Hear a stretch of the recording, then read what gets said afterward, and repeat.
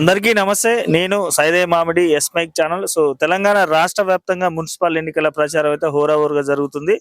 దాదాపు ఆల్మోస్ట్ ప్రచారానికి ఇక 2 రోజులే గడువు ఉంది. సో ఈ సందర్భంగా సూర్యాపేట నియోజకవర్గం సూర్యాపేట పట్టణ మున్సిపాలిటీ 9వ వార్డు నుంచి బీఆర్ఎస్ పార్టీ అభ్యర్థి గుండగాని జానకమ్మ గారిని ఇక్కడ బీఆర్ఎస్ పార్టీ నుంచి నిలబెట్టడం జరిగింది. సో ఈ వార్డు చాలా స్పెషల్ వార్డు. ఎందుకంటే ఈ యొక్క 9వ వార్డు నుంచే ఇంతకుముందు సూర్యాపేట పట్టణ మున్సిపల్ చైర్పర్సన్ గా పేరుమల్ల అన్నపూర్ణమ్మ మేడం గారు ఉన్నారు. సో ఇప్పుడు ఆ మేడం గారు వేరే అభ్యర్థికి టికెట్ సాక్రిఫైస్ చేసి అయితే నిలబెట్టడం జరిగింది. మేడం గారు మాటల్లో అడిగి తెలుసుకుందాం ఎట్లా ఉంది, ఇక్కడ స్పందన ఎట్లా ఉంది, ప్రజల నుంచి ఎలాంటి సపోర్ట్ వస్తుందో మేడం గారు తెలుసుకుందాం.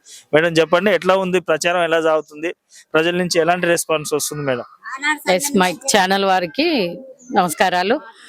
బాగుందండి స్పందన. ఎందుకంటే గతంలో నన్ను ఈ వార్డు ఆశీర్వదించి ఒక కౌన్సిలర్ గా గెలిపించింది. ఆ నమ్మకంతో వాళ్ళకి ఇచ్చిన హామీలను కూడా నెరవేరుస్తూ ఆల్మోస్ట్ వార్డులో 80% పనులు కూడా మొత్తం కంప్లీట్ అయినాయి. ఒక 20% ఉన్నాయి, అంతా కంప్లీట్ చేసిన.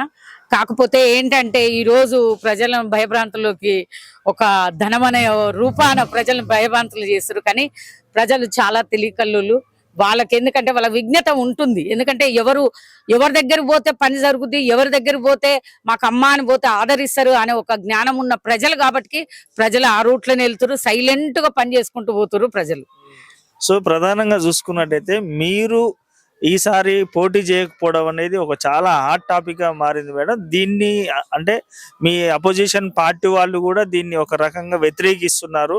సో ఆమె పోటీ చేయట్లేదంటే వాళ్ళు పని సరిగ్గా చేయలేదు కాబట్టి పోటీ చేయడానికి వెనకాడిర్రు అనే ఆరోపణలు చేస్తున్నారు మేడం. దీనిపైన మీ స్పందన ఏంటి? లేదండి, అదేం లేదు. పోటీ చేయాలని అనుకున్నాము, కానీ పార్టీ నిర్ణయం మేరకు పార్టీకి పనిచేసిన కార్యకర్తలకు కూడా అవకాశం కల్పించాలని ఒక గొప్ప ఆలోచన మాజీ మంత్రివర్యులు స్థానిక శాసనసభ్యులు అన్న గుంటకల్ల జగదీశ్వర్ రెడ్డి గారి ఆదేశాల మేరకు మేము పార్టీలో సీనియర్ నాయకుడిగా పనిచేసిన నాగభూషణం గారికి, వాళ్ళ వైపు గుండగాని జానకమ్మ గారికి టికెట్ ఇవ్వడం జరిగింది. ఎందుకంటే తెలుసు రాజకీయాలలో ఎప్పుడు కూడా రాజకీయ జీవితమే అని మేము రాలేదు. రాజకీయాలలోకి ఒక సేవాభావం కొరానికి వచ్చినాము. ఆ సేవాభావం నాకు నా వార్డు ప్రజలందరూ కూడా ఇచ్చిరు, ఆశీర్వదించిరు. అదే విధంగా కూడా బీఆర్ఎస్ పార్టీ మరియు కేసీఆర్ గారు, కేటీఆర్ గారు, జగదీష్ అన్న నాకు వారి ఆశీస్సులు ఉన్నాయి కాబట్టి 48 వార్డులకు కూడా మున్సిపల్ చైర్మన్ ఒక జనరల్ స్థానంలో దళిత మహిళకి ఇచ్చి ఈరోజు నాకు పెద్దపీఠం వేసిరు. అదేం లేదండి, ఓడిపోతామనే ఒక భయం అయితే లేదు. ఎందుకంటే ఈ రోజు వార్డులో ఎక్కడ చూసినా సీసీ రోడ్లతో మొత్తం కూడా ఈ వార్డు 9వ వార్డు అంటే వెనకకు నెట్టేయబడిన వార్డు, వెనక కంటే ఊరు చివరిలో ఉన్న వార్డు. దీన్ని ఈ రోజు చైర్మన్ వార్డు అనే రీతిలో మేము తీసుకొచ్చినాం. ఇంత ముందుకు 1,50,000 పోయే ఫ్లాట్లు ఈ రోజు డెవలప్మెంట్ జరిగింది కాబట్టి 6-7 లక్షలకు కూడా పోతుందంటే మీరు గమనించండి. అదే విధంగా ప్రజలకు తెలుసు, ఎందుకంటే ఒక ఆశయంతో వచ్చినాం కాబట్టి జిమ్ పార్కులు కానివ్వండి, అదే విధంగా మంచి పార్కులు కానివ్వండి, ఈ రోజు ప్రజలకు ఇస్తానికి సీసీ రోడ్లు కానివ్వండి, అనేక విధాల ఈ రోజు మేము పనులు చేసినాం. ఎందుకంటే క్రిస్టియన్లకు కూడా ఈడ ఒక 19 లక్షలు కేటాయించి ఈ రోజు సమాధుల తోటను కూడా వాళ్ళకి అందియడం జరిగింది. హ్యాపీగా ఉన్నారు ఈ రోజు క్రిస్టియన్స్. ఎందుకంటే అదే విధంగా చర్చి నిర్మాణానికి కూడా అన్నగారు జగదీష్ అన్న గారు 4 లక్షలు పెట్టడం జరిగింది. హిందూ శ్మశాన వాటిక కూడా 31 లక్షలు పెట్టడం జరిగింది. ఆల్మోస్ట్ 9th వార్డ్ లో 4 కోట్ల రూపాయల వరకు జరిగిందండి. ఎవరు చేస్తారండి ఇంత పని? ఈ రోజు ₹1 కోటి తెచ్చి మేము పెట్టి డెవలప్మెంట్ చెయ్యండి, టిఎఫ్ఐడిసి నిధులను తీసుకొచ్చి ఈ రోజు వార్డులలో కొన్ని బజార్లు ఉన్నాయి, వాటిని రోడ్లు వేయండి అంటే మాకు బిల్లులు రావట్లేవు, మేము చేయలేము మేడం మేము అని కాంట్రాక్టర్లు కూడా చేతులు ఎత్తేసిన దౌర్భాగ్యం ఈ రోజు కాంగ్రెస్ ప్రభుత్వంలో మన కళ్ళ కొట్టొచ్చినట్టు కనబడుతుంది. ఈ ప్రధానంగా చూసుకున్నట్లయితే నిన్న కాంగ్రెస్ పార్టీ నుంచి అని వైశ్య సామాజిక వర్గం నుంచి అని మున్సిపల్ చైర్పర్సన్ గా మహిళా నాయకురాలని ప్రకటించడం జరిగింది. లక్షాది నివేదిత వాళ్ళని జరిగింది మేడం. దీనిపైన మీ స్పందన? కాంగ్రెస్ పార్టీ ముందుగానే ప్రకటించడం జరుగుతుంది. ఎందుకంటే ఒక ఆశయం లేని పార్టీ కదా. కానీ బీఆర్ఎస్ పార్టీ అలా కాదండి. ఎందుకంటే ఒక ఆశయము, ఆలోచన విధానము, ప్రజలకు సేవ చేసే విధానాన్ని చూసి చైర్మన్ అభ్యర్థులను నిర్ణయిస్తారు. అది మీకు తెలుసు. ఎందుకంటే గతంలో ప్రవళిక ప్రకాష్ గారు కూడా వారు కూడా గొప్ప సేవలు అందించారు 2014లో. అదే విధంగా నాకు కూడా ఒక గొప్ప అవకాశం ఇస్తే నేను కూడా సూర్యాపేట పట్టణానికి గొప్ప సేవలు అందించినాం.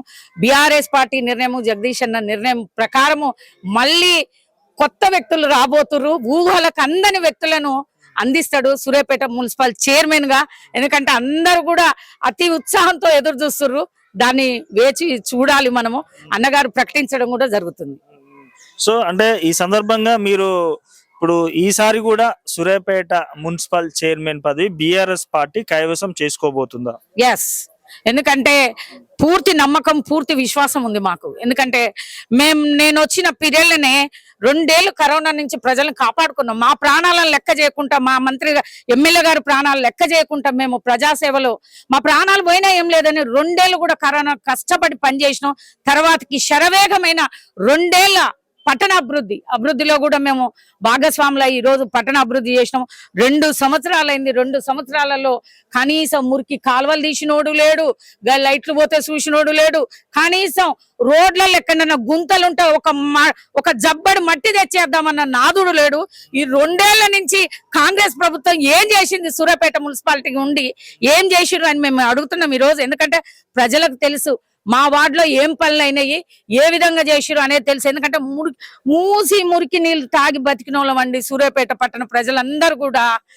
పాక నీళ్ళు వస్తాయి, ఏ నీళ్ళు మంచి నీళ్ళు అనుకొని బ్లీచింగ్ కలిపితే ఆ బ్లీచింగ్ వాసనకు మేము చేస్తాం, మా ఆరోగ్యం ఖరాబ్ అయినా ఏం లేదు కానీ ఈ నీళ్ళు తాగుతామని బతికిన వాళ్ళం. కానీ మురికి నీళ్ళను కాకుండా కృష్ణా జలాలను తీసుకొచ్చి ఈ రోజు మాకు స్వచ్ఛమైన నీరిచ్చి ఈ రోజు ఆడబిడ్డల దాహం తీర్చిన జగదీష్ అన్న, అదే విధంగా బీఆర్ఎస్ పార్టీని ఎవరన్నా పట్టణ ప్రజలు మర్చిపోతారండి? ఎవ్వరు మర్చిపోడు.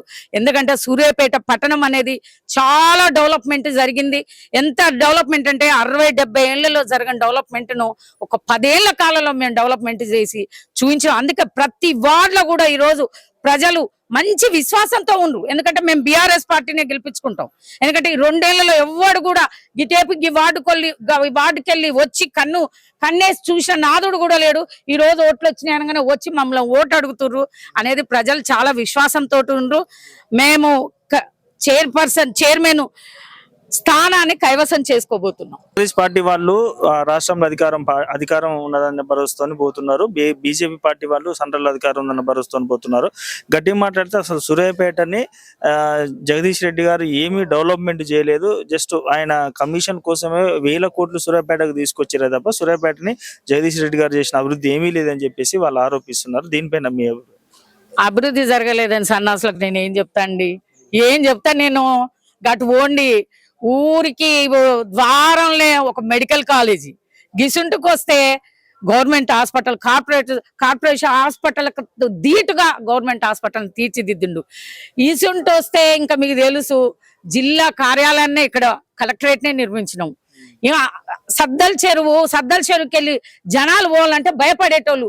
ఇక్కడ సంపి మూటలు కట్టి షెర్ల వేసే శవాల కనబడేది. కానీ ఈ రోజు సద్దల చెరువు ఒక సుందరమైన సద్దల చెరువు.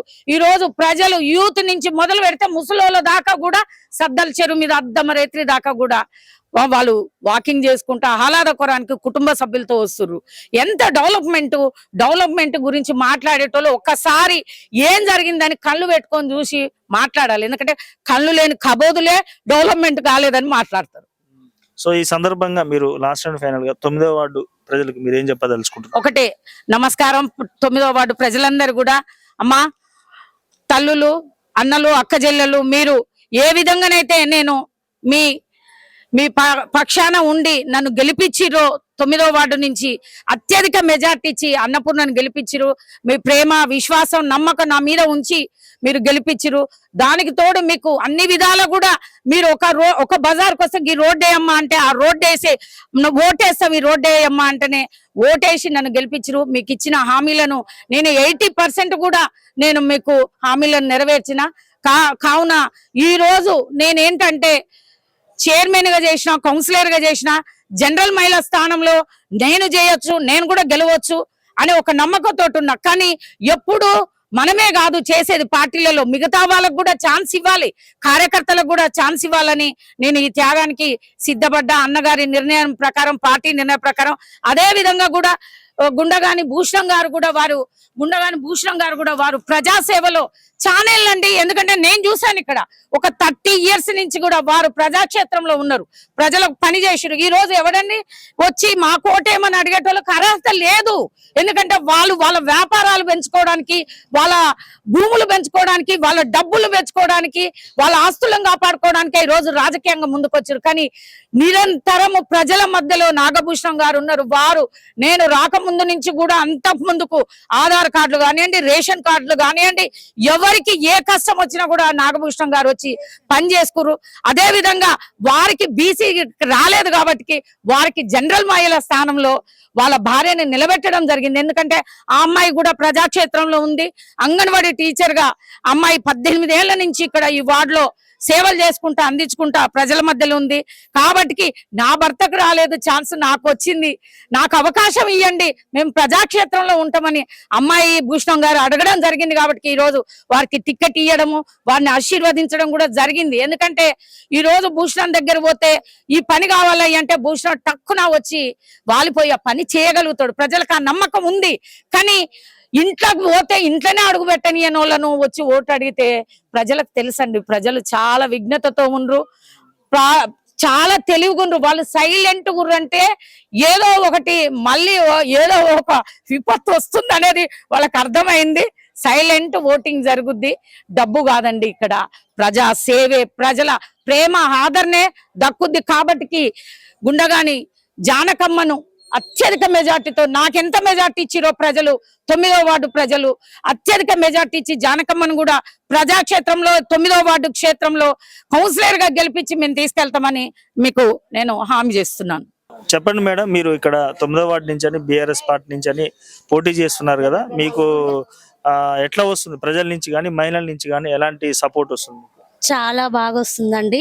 ఇక్కడ వార్డులో మంచి అభివృద్ధి జరిగింది, అన్ని పనులు జరిగినాయి. కాబట్టి మేడం ఉండబట్టి ఈ వార్డు చాలా అభివృద్ధి చెందింది. మాకు చాలా మంచి స్పందన వస్తుంది. మేము గెలుస్తామనే ఖచ్చితంగా గెలుస్తామనే నమ్మకం మాకుంది. నేను కూడా ఒక 18 సంవత్సరాలుగా అంగన్వాడీగా ఉండి నేను రిజైన్ చేసిన. మేడం నాకు కౌన్సిలర్ గా ఉండాలని చెప్పని మేడం అడగడం వల్ల మేడం నాకు ఈ త్యాగం చేసిరు. జనరల్ టికెట్ రాకుండా ఒక 20 years నుంచి మా సార్ కూడా పార్టీలో జనాలకు త్యాగం చేసుకుంటూ ప్రతి ఒక్క పనిలో ముందుండి చేసిరు. కాబట్టి మాకు కూడా ఉండాలనే ఆలోచన ఉంది మేడం అని అనగానే మేడం, సార్, మంత్రి గారు, ఎమ్మెల్యే గారు మమ్మల్ని గమనించి ఒక్కసారి అవకాశం ఇవ్వండి అంటే మాకు అవకాశం కల్పించారు. ఇక్కడ ఉన్న జనాలు కూడా అందరూ కూడా మమ్మల్ని గెలుస్తామండి. Thank you and all the best madam. Thank you madam, thank you. So ఇంకో ఈ సందర్భంగా మీరు మరి టికెట్ త్యాగం చేసిరు, పదవి త్యాగం చేసిరు, మరి మిమ్మల్ని భవిష్యత్తులో దీనికంటే ఇంకా పెద్ద పదవిలో చూడొచ్చా? పార్టీ నిర్ణయం అండి, అది పార్టీ నిర్ణయం, పైన అధిష్టాన నిర్ణయం, ఇక్కడ మా జగదీష్ అన్న నిర్ణయం అండి. నేను ప్రజాక్షేత్రంలో ఉంటాను, ప్రజాక్షేత్రంలో ఉంటూ నేను ఒక కౌన్సిలర్ గా చేసిన, చైర్మన్ గా చేసిన అనే ఒక ఫీలింగ్ నాకు ఎప్పుడు లేదండి. ప్రజాక్షేత్రంలో ఒక బీఆర్ఎస్ పార్టీ కార్యకర్తగానే నేను పని చేసుకుంటూ ముందుకు పోతా. ఏ నిర్ణయం తీసుకున్నా పార్టీకి, జగదీష్ అన్నకు ఏ నిర్ణయం తీసుకున్నా దానికి కట్టుబడి ఉంటానని తెలియజేసుకుంటాను. సూర్యాపేట భవిష్యత్తులో ఇక్కడ ఎమ్మెల్యే ఎస్సీ రిజర్వేషన్ అయితే మిమ్మల్ని ప్రపోజల్లో ఉంచుదామన్న మాట హామీ వచ్చిందని తెలిసింది, అది ఎంతవరకు నిజం? ఇది అధిష్టానము పార్టీ ఎప్పుడు ఏ నిర్ణయాలు తీసుకుంటుందో తెలియదండి. దాన్ని నేను ఎప్పుడు కూడా ఊహించుకోవట్లేను. ఎందుకంటే ఊహలకు అందని పదవినే ఇచ్చారు బీఆర్ఎస్ పార్టీ కానివ్వండి, కేసీఆర్ గారి దీవెనలు, కేటీఆర్ దీవెనలు, మరి అన్న జగదీష్ అన్న దీవెనలు, వారి దీవెనలు నాకు ఒక్కటే అండి. నేను ప్రజలకు పని చేసుకుంటూ పోతా. పదవుల గురించి నేను చూసేదాన్ని కాదు, ఆశించేదాన్ని కాదు. ప్రజాక్షేత్రంలో ఉండాలి, ప్రజలకు ఇంత సాయం చేసుకుంటూ ఉండాలనే ఒక భావంతో ముందు పోతా. ఇక అది పార్టీ నిర్ణయము, అన్నగారి నిర్ణయము, ఏదైనా శిరసా వహిస్తా. Okay madam, thank you, all the best. Thank you.